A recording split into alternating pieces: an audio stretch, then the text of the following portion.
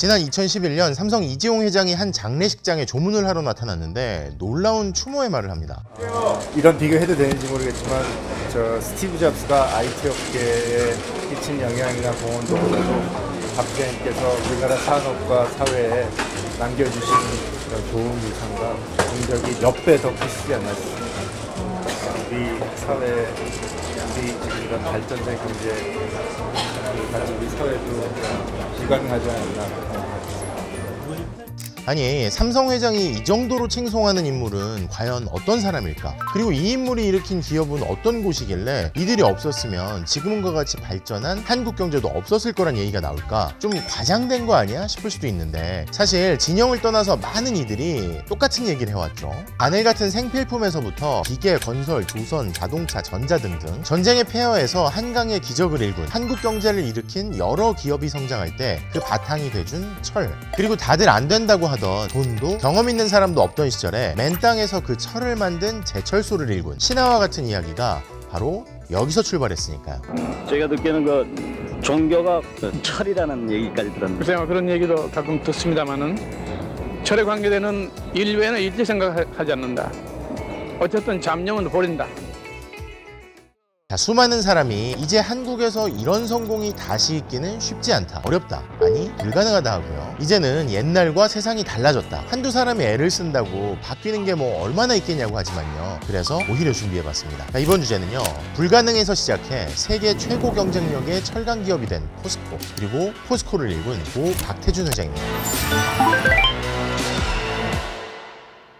다들 불가능하다는데 맨 땅에서 포스코 같은 세계적인 기업을 일궜어. 그러면 이 회사를 일으킨 사람은 재산이 얼마나 될까요? 그러면 회사 지분은 몇 %나 가졌을까? 게다가 군사정권 시절이었으니까 적어도 뭐 수천억? 아니면 뭐 재벌이 됐을까? 자, 오늘 포스코 편은요, 인생을 바쳐서 포스코를 세웠지만 정작 회사 주식은 한 주도 갖지 않았던 거인 청암 박태준의 이야기와 함께 시작합니다. 자, 일제강점기 시골 마을에서 자란 6살 소년이요, 생계를 위해서 고국을 떠나 일하던 아버지를 따라서 일본으로 건너갑니다. 일본 사람한테 이길 수 있는 게 뭐가 있니? 열심히 공부해라 라는 부모님의 말씀대로 지지 않으려고 최선을 다하죠. 공부에서도 운동에서도. 그리고 전쟁을 일으킨 일제가 학생들까지 전쟁터로 몰아넣을 텐데 이공기한테는 징병 연기를 할 수 있게 해줬대요. 그래서 잠을 줄이면서까지 공부해서 명문 와세다 대학교 공대에 합격합니다. 그런데 곧이어 일제가 패망하고요, 우리에겐 광복이 찾아오죠. 대학생이 된 박태준은 일본에 머물지 않고 부푼 마음으로 조국에 돌아오죠. 식민지배에서 벗어난 고향 땅에 내 역할이 있을 거야. 그런데 돌아온 고향의 모습은 예전과 달라진 게 없었어요. 수많은 공장이 있고 소위 근대화된 일본과 달리요, 공장이 뭐야, 전기불도 안 들어오고 상수도도 없고. 그래서 고향을 떠나서 서울에 올라갔더니 이번에는 대학은 물론이고 온 사회가 이념 갈등에 사로잡혀 있고, 근데 또 정치판에 뛰어들기는 싫어서 취직을 해보려고 해도 일자리도 없고, 그렇게 하염없이 시간이 흘러가니까 결심을 하죠. 그래, 내가 원하는 기계공학 엔지니어의 길을 갈 수 없다고 계속 이렇게 가만히만 있을 순 없지. 그리고 미군정이 단기간에 장교를 양성하기 위해서 만든 사관학교에 들어갑니다. 그리고 사관생도 시절 자신의 인생을 바꿔놓을 인연을 만나죠. 탄도학 시간이었어요. 탄도 궤적 계산하는 문제를 두고 교관이 풀어볼 사람을 찾는 거예요. 이 분위기가 어떤 건지 아마 아실 거예요. 수학 시간에 왜 선생님이 어려운 문제를 딱 내놓고 막 칠판에 적어놓죠. 그리고 풀어볼 사람 이렇게 하면 어때요? 눈을 안 마주치려고 다 고개 내리고 있고 딴 데 보고 있고 막 그러잖아요. 그런데 박태준 생도는 일본에서 대학 입시를 우수한 성적으로 치렀던 사람이잖아요. 특히 수학이나 과학을 잘했다고 하고요. 다들 엄두도 못 내던 문제를 박태준 생도가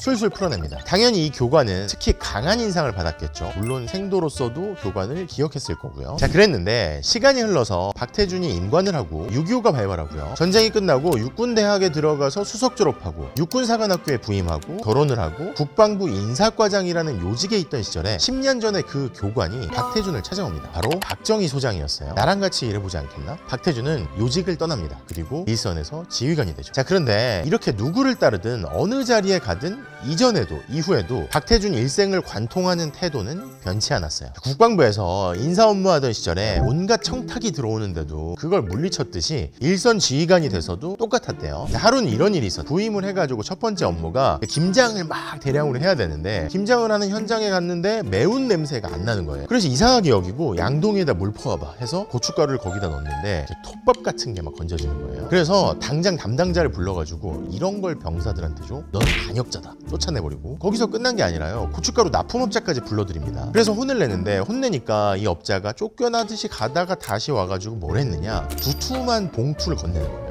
그렇게 봉투를 주니까 어땠을까? 뭐 영화에서 나오듯이 뭐 진작 말씀하시지 같은 식구 아닙니까? 뭐 이런 거 뭔지 알지? 그렇게 나왔느냐? 아닙니다. 권총을 꺼내가지고 당장 쏴버리기 전에 썩 꺼지라고 하고요. 근데 이 업자가 혼자 그랬겠어요? 이런 업자들이랑 연결되어 있는 윗선도 있었을 거 아니에요? 윗선에서 봐주라고 막 압력이 들어오는 거예요. 이렇게 압력이 들어오니까 다시 불러가지고 다음부턴 잘하셔 그랬느냐? 아닙니다. 직접 서울로 올라가가지고 고춧가루를 사러 가죠. 그런데 훗날 제철소를 지을 때도 그랬거든요. 뭐 부실공사 정황이 보이니까 다이너마이트로 아예 폭파시킬 정도로요. 그런데 왜 매사에 이렇게까지 했을까? 기록에 따라서 좀 다른데요. 어떤 사람은 박태준이 생도 시절에 그랬다고 하고, 또 어떤 사람은 6.25가 끝나고 나서 그가 결심하고 좌우명을 정했다고 하는데, 아무튼 박태준이 왜 이렇게 살았는지가 느껴지는 좌우명이죠. 짧은 인생을 영원 조국에, 절대 절망은 없다. 다른 나라보다 훨씬 늦게 가난하게 시작한 한국이 발전하려면 이렇게 해야 한다. 그러면 이 땅에서도 기적 같은 일이 일어날 수 있다고 믿었던 거겠죠.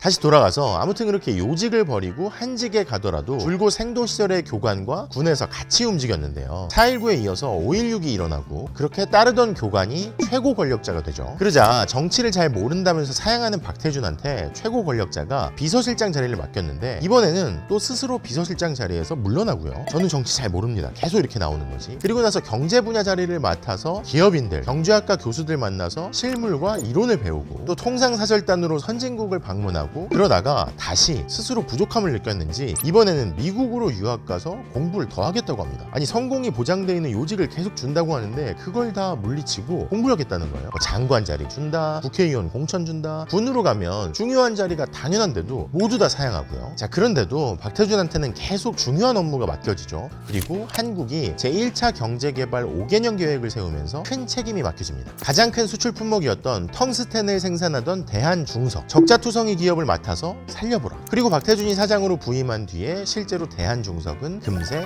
흑자로 돌아서죠. 그때는 주요 수출품이 뭐 지하자원, 수산물 뭐 이러던 시절이에요. 그리고 이렇게 대한중석을 흑자로 돌려놓은 뒤에 대통령으로부터 비밀리에 특명을 받습니다. 경제를 발전시키려면 산업의 쌀, 철이 필요하다. 자네가 종합제철소 건설을 맡아보게. 당시의 상황이 어땠냐면요, 일제강점기에 제철소다운 제철소는 다 북쪽에 있었죠. 그리고 분단되고 나서 한국에 남은 건 사실상 별로 없었고, 그래서 건국 초기부터 대한민국 정부가 제철소를 만들려고 애를 썼는데 60년대 중반까지는 일이 전혀 안 풀리는 상황이었어요. 워낙 큰 돈이 들어가는 일인데 돈은 물론이고 기술자도 없잖아요. 그러니까 고철을 녹여가지고 필요한 거를 만들어봤자 철 생산량이 어땠냐면 일본의 뭐 200분의 1, 북한의 10분의 1에도 못 미치고, 뭐 미국 같은 데는 따라가기도 어려울 정도로 뭐 아득하게 멀리 있고, 뭐 이런 상황이니까 도로를 깔려고 해도, 뭐 항만을 만들려고 해도, 공장을 지으려고 해도 철이 필요한데 다 수입에 의존해야만 하는 상황인 거죠. 돈이 없으니까 그걸 제대로 할 수가 없고, 그래서 어떻게 했느냐, 급기야 정부가 주도해서요, 미국, 유럽에 읍소해가지고 그 나라 기업들이 참여하는 대한국제제철차관단이라는 걸 만들고 이들에게 돈을 빌려서 종합제철소를 만들려고 하는데, 이게 시간이 뭐 1년, 2년, 3년 계속 흘러도 일이 거듭해서 안 풀립니다. 선진국 업체들도 그렇고 국제기구도 그렇고 자꾸 조건을 덧붙이는 거죠. 아니, 우리는 급해 죽겠는데 뭐 사업성이 있는지 검토를 해보자. 만약에 제철소가 지어진다고 해도 가동은 선진국 업체들이 맡아야 한다. 그리고 제철소 지을 돈은 빌려줄게. 근데 짓는 것도 그렇고 가동도 니네가 하면 안 돼. 뭐 이런 식이죠. 그거 왜 지어야 돼? 근데 이게 지어봤자 결국은 남 좋은 일만 시킬 수도 있잖아요. 근데 그렇게 까다롭게 조건을 달고 나서도 차관을 또 바로 내주는 것도 아니었죠. 산업이 발전할수록 철강 수요는 급격하게 커지고 있는데 우리는 경제를 발전시켜서 한번 잘 살아보겠다고 시간 싸움을 벌이고 있는데도 불구하고, 자, 바로 그러던 시절에 은밀하게 특명을 받았던 박태준은 조용하게 움직이고 있었어요. 일본에 있던 인맥을 활용해서 패전 뒤에 제철소를 만들어서 성공시킨 사람들을 만나고요, 차관을 내주겠다던 미국과 유럽 업체들이 타당성 조사를 하고 있는데 동시에 일본 업체들한테도 조사를 맡깁니다. 왜 그랬을까요? 한쪽 말만 듣고 덤터기를 쓰면 안 되니까요. 미국이랑 유럽 업체들이 하는 걸 보니까 차관을 내줄지도 모르겠고 설령 돈을 내준다고 해도 그쪽에서는 뭐 한국 그냥 뭐 적당한 규모로 만들어 하는 시기였으니까요. 우리 기계 가져다가 좋은 기계도 아니고 이게 적당히 짜맞춰가지고 맞추면 니네도 좋고 우리도 좋고 하잖아. 그리고 이뿐만이 아니었어요. 우리 정부 인사의 요청으로 고국에다가 제철소 짓는 일과 관련해서 조사를 하고 있던 롯데의 신격호 창업주, 당시에 일본에서 거부가 된 상황이었으니까 돈 없는 우리 정부 쪽에서 부탁을 한 거였죠. 신 회장님, 제철소를 한번 해보면 어떻습니까? 이렇게 한 건데 박태준이 이런 신 회장을 만나서 롯데 측에서 조사한 자료를 또 넘겨받았던 거죠. 만약에 이때 신격호 회장이 일을 계속해가지고 제철소 짓는 일을 맡았다면요, 포항제철이 아니라 지금 롯데제철이 됐겠죠. 포스코가 아니라 뭐 로스코 이렇게 됐을 수도 있어요. 그렇죠? 아무튼 밀명을 받고 물밑에서 바쁘게 움직이던 박태준 당시 대한중석 사장은요, 1967년 드디어 공식적으로 종합제철소 건설추진위원장에 내정되면서 수면 위로 등장합니다. 곧이어 포항에서 종합제철소 기공식이 열리고요. 이듬해 했던 1968년 4월 1일 포항 종합제철 주식회사가 창립하죠. 또 미친놈 또 나왔구나. 67년, 68년에 제주도 만든다고 그러니까 미친놈들이 집 달라고 말 듣고 우리 해왔습니다.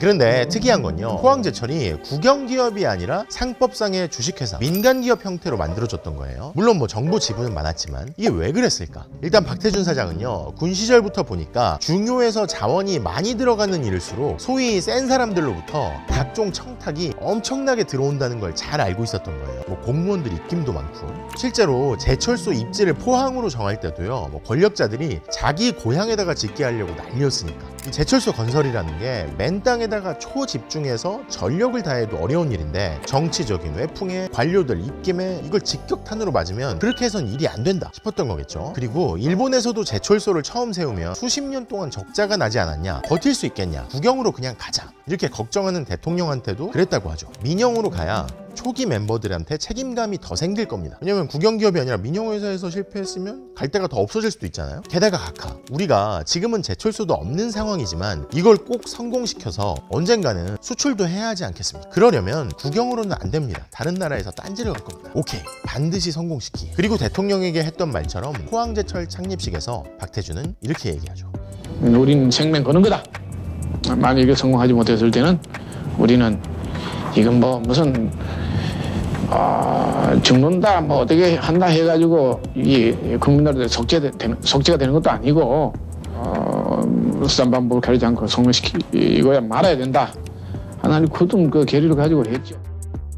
그리고 창립사에서뿐만 아니라 자신이 데려온 창립 멤버들한테는 이렇게 얘기를 했다고 하죠. 최저 비용으로 최고의 회사를 만들고 부패를 근절한다. 한국인과 일본인은 우열의 차이가 없는데 우리가 종합제철을 잘해서 민족의 자존심도 세우고 우리도 일본처럼 한번 잘 살아보자. 밥만 먹다가 죽을 순 없다.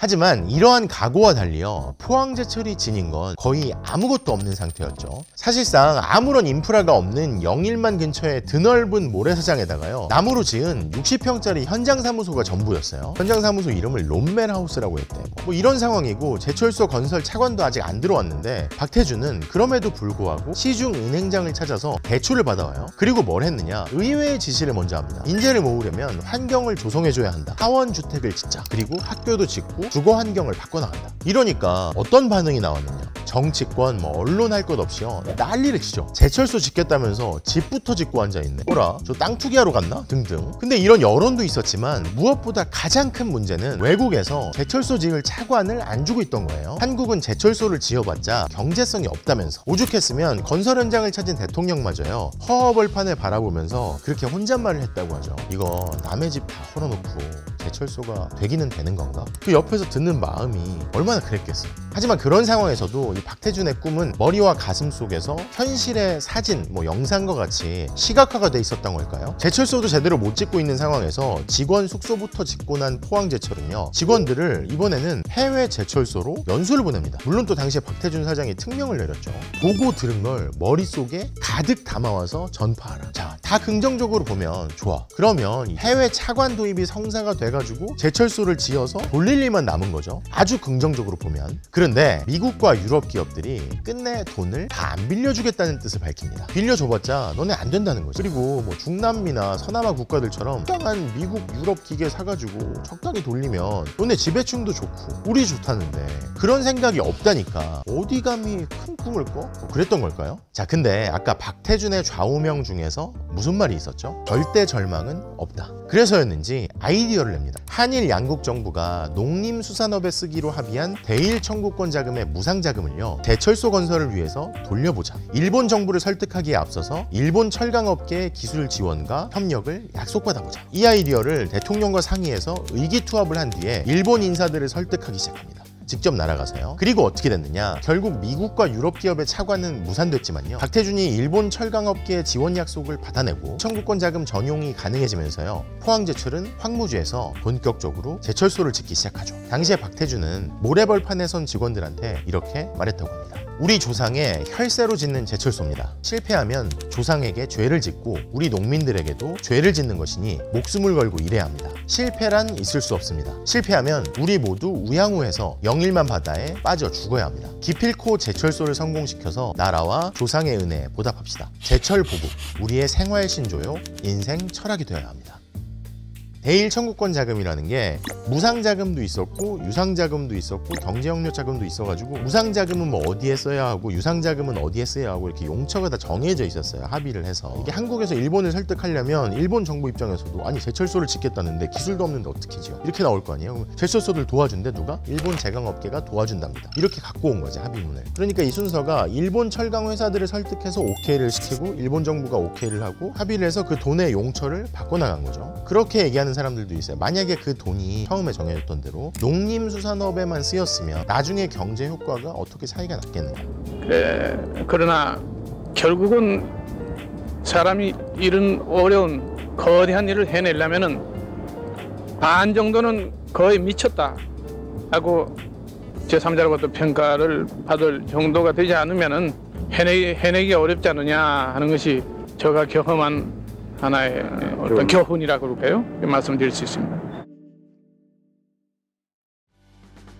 자, 1억 불이 넘는 돈이 생겼으니까 제철소를 짓기를 시작하는데 야, 이제 됐다 라고 하는데 수많은 인사청탁, 납품 청탁이 들어오는 거죠. 그럼에도 불구하고 포항제철은 원칙을 지키면서 제철소를 지어나갔어요. 박태준과 직원들의 피땀 어린 노력, 그리고 박태준에게 건의사항을 종이에 적으라고 한 다음에 그 위에다가 직접 서명을 해줘서 일종의 종이 마패를 만들어주면서까지 또 10여 차례나 건설 현장을 찾았던 최고 권력자의 지원이 합쳐졌기에 가능했던 일이었겠죠. 그리고 시간이 3년쯤 흐른 1972년 6월 8일 포항제철소 제1고로에 불이 들어갑니다. 파입식이라고 하죠. 그로부터 21시간이 지나고요, 마침내 쇳물이 쏟아지기 시작했죠. 회사가 창립한 지 5년여, 황무지에 제철소를 짓기 시작한 지 3년여 만에 봉합제철 일관 공정이 완성된 거예요. 선진국을 추격하기 위해 꼭 필요했던 발판이 드디어 마련된 거죠. 포항제철은 가동 6개월, 첫 해부터 흑자를 냈습니다. 유례가 없는 경우도 있어요. 다들 놀랐대요. 대통령이 그랬대. 이렇게 서류가 올라왔는데 이거 뭐 0이 더 붙은 거 아니야? 잘못된 거 아니야? 그랬대. 일본도 50년 동안 적자였는데 우리가 이게 어떻게 가능한 거야? 뭐 이런 거죠. 그리고 2기, 3기로 확장, 또 제2제철소를 광양에 짓기로 하면서 승승장구했죠. 이러한 포항제철의 성공은 포항제철만의 것이 아니었어요. 일본보다 절반 이하로 싼 가격에 철을 공급한 포항제철 덕분에요, 한국 사회의 인프라, 건설업, 조선, 가전 등등 수많은 사업이 함께 커갈 수 있었죠. 평소에 누가 일본에 대한 생각을 물으면 박태준 회장은요, 지일, 용일, 극일이란 철학을 얘기했다는데요. 알아야 이용할 수 있고 극복할 수 있다는. 근데 아마 포항제철의 성공에 가장 놀라워했던 건 포철의 성공에 회의적이었던 국내 인사들과 해외 업체들도 있었겠지만요, 어쩌면 다른 누구보다 일본 쪽 아니었을까 싶기도 해요. 자기들이 초기에 이런저런 영향을 줬지만 설마 이 정도까지 할지는 몰랐을 테니까. 이뿐만이 아니고요, 포항제철은 설립 초기부터 그랬듯이 지속적으로 직원들을 위해서 지역사회와 주거 환경을 변화시켰고요, 유치원부터 만들고 중고등학교를 키우다가 아예 대학까지 만들었죠. 포항제철은 대한민국의 발전을 위해서 만들었다. 이제 대한민국이 더 앞으로 나아가기 위해서는 세계 최고 수준의 대학이 필요하다. 그럼 그런 대학을 포항제철이 만들겠다면서 세운 게 바로 포항공대죠. 이거 좀 딴 얘기 같지만 국내 최초의 실업축구단, 프로축구단 창설을 이끈 것도 박태준 회장이었어요. 나라가 못 살 때도 축구 경기는 할 때니까 또 한일전 등등도 치러야 하는데 선수들 지원이 필요하니까 축구단을 직접 차린 거죠. 그리고 축구단만 만든 게 아니라 국내 최초의 축구 전용구장 스틸야드를 신경 써서 지은 것도 박태준의 포항제철이었어요. 정부에서 저 땅도 없고 뭐 돈도 없고 못 짓겠다고 하니까 그럼 우리가 짓겠다면서 포항제철이 만들었죠. 이름이 진짜 멋있지 않니? 포항제철이잖아. 철을 만들어. 근데 축구 전용구장 이름은 스틸야드. 근데 이 스틸야드 덕분에 어떤 일이 있었냐면요, 2002 월드컵 개최지 선정을 위해서 90년대 중반에 피파 실사단이 한국을 찾았거든요. 근데 90년대 초반까지만 해도 그랬대요. 이탈리아였는데 한국이랑 월드컵에서 막 붙으니까 막 그렇게 막 놀리는 거지. 쟤네는 무슨 축구 전용구장도 없는 나라에서 무슨 월드컵을 나와, 막 이렇게 비아냥거리는데, 그리고 또 막 이렇게 실사단이 찾았는데 한국이 월드컵 전용구장? 있는 거지. 한국에도 축구 전용구장이 존재한다는 얘기를 할 수 있게 만들어준 장소가 바로 스틸야드였죠. 포항제철이 한국 경제를 위해 포항공대를 비롯한 학교들이 한국 교육을 위해 만들어졌듯이 한국 축구를 위해서 구단과 경기장을 만들어서 결국은 대한민국을 발전시키겠다는 뜻이 담겨 있었던 거죠. 그리고 대통령이 바뀌고 80년대 중후반 정부가 포항제철 주식을 장외 매각해서 재벌 손에 넘기는 것 아니냐 이런 의혹이 불거졌는데, 이게 결국 무산되고 박태준이 당초 했던 약속대로요, 포철의 발행 주식 일부를 사원들에게 배정할 수 있게 됐는데, 1988년에 포항제철 임직원 19,000여 명이 전체 포항제철 발행 주식의 10%를 우리 사주로 배정을 받았거든요. 그러니까 당연히 당시에 박태준 회장한테 얼마를 배정받을까 궁금해하는 사람들이 있었을 거 아니에요. 0.1%가 아니라 0.01%만 있어도 그게 얼마예요. 그런데 어땠느냐, 박태준 회장은 단 한 주의 주식을 받는 것도 거부했습니다. 포항제철은 조상들의 피로 세운 회사다. 공적인 일을 할 때 사욕이 있으면 안 된다면서요. 그게 이상하지 않아? 그때는 뭐 주식을 배정을 받는다고 해도 뭐라고 안 했을 거예요. 별로. 실제로 공이 있고 사람들이 존경하는 분위기였으니까. 근데 한 주도 안 받았어. 또 포항제철소에 이어서 광양제철소 완공을 앞두고서는요, 포항제철이 더 많은 이익을 낼 수 있게 될 게 앞으로 분명하니까 포항제철은 이동통신사업 진출 계획을 세우고요. 또 박태준 회장은 포항제철이 IT 사업에 10년 이상 조단위로 거액을 투자할 계획을 세웠다는데요. 이 조단이라는 게 매년이요. 포항제철에서 그랬고, 교육사업에서 그랬고, 지역사회에서도 그랬고, 축구에서도 그랬고, 이게 정말 이루어졌으면 얼마나 좋았을까요? 하지만 새 대통령이 당선되면서 포항제철과 박태준의 계획은 결국 실현되지 못했습니다. 그리고 25년에 걸쳐서 포항제철을 일군 박태준에게 돌아온 건 망신을 주듯이 이뤄진 세무조사와 수사, 그리고 기소, 또 추방과 같은 해외 체류 기간 4년이었어요. 시간이 흐르고 다시 돌아와서 명예회복을 한 박태준은 집을 팔아서 기부하고 2011년 세상을 떠날 때까지 포항제철에서 이름을 바꾼 포스코인으로 살았죠. 그리고 세상을 떠나기 직전 마지막 연설에서도 포스코가 어떤 회사인지를 강조하면서 이야기했습니다.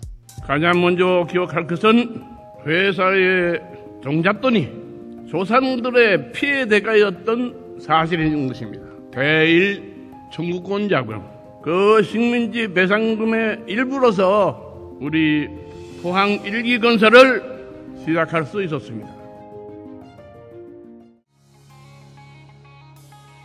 이제 포스코는 제철뿐만 아니라 다양한 영역에서 활약하고 있죠. 이제는 무슨 배터리 기업이라고 사람들이 생각할 정도로. 근데 지금 그럴 수 있는 바탕에는 피해 대가라는 대일 청구권 자금, 박태준의 리더십과 그걸 뒷받침했던 수많은 포항제철 직원들의 인생을 건 노력, 그리고 국민들의 성원이 있었을 테고요. 보통 제가 소비더머니 끝부분에 이 회사는 앞으로 어떻게 될까요? 어떤 모습으로 바뀔까요? 이런 말씀을 드리는데, 포스코 편에다가는 이런 이야기를 덧붙이는 게 적절하지 않다는 생각도 들더라고요. 그래서 제 이야기가 아니라 한국 경제, 그리고 이 나라는 앞으로 어떻게 나아가야 하느냐고, 우리는 어떻게 살면 좋겠냐고 지금도 다시 묻고 싶은 고 박태준 회장의 마지막 연설로 이번 편 마무리하겠습니다. 우리의 추억이 포스코의 역사 속에, 조국의 현대사 속에 별처럼 반짝이고 있다는 사실을 잊어서는 안 됩니다. 그것을 우리 인생의 자부심과 긍지로 간직합시다. 모든 것, 너의 모든 순간, 너의 순간, 모든 것을 전부 넘어선 그 손에 꼭